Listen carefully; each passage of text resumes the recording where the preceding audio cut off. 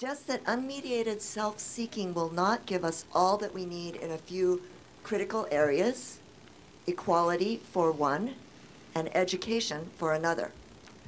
Adam Smith knew this, even though some of his followers who treat his descriptive work as though it was a prescription do not.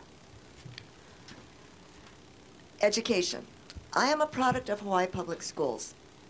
My education was subsidized by the taxpayers of this state, and I learned alongside people from every strata of social life in Hawaii. That was my education. To take PE alongside someone who had just been released from juvenile detention and who was angry and ready to take their anger off against me.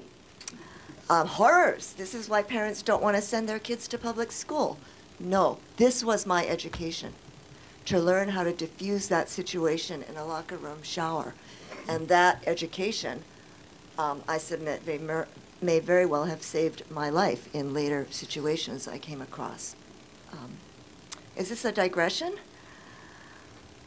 What has happened in Hawaii and in the United States is that children from different social strata no longer typically go to school together. Education is seen as a privatized commodity in the market, with the best education going to the richest who deserve it because they can pay for it. When people with social capital pull their children out of public schools, politicians then think they can get away with things like furloughs, since the people with the power to complain all have their children in private academies. And all of us lose. We're talking today about the future of Hawaii. Where's the revenue going to come from? In our book, The Value of Hawaii, we suggest that military and tourism, as has been suggested earlier, will not do it.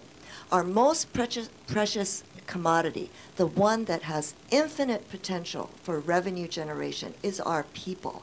Our amazing cultural capital, our intellectual history that Tom is alluding to, our ideas about a more sustainable way of life that we know can work because it worked to feed 1 million people for a year, for thousands of years under the Ahupua'a system.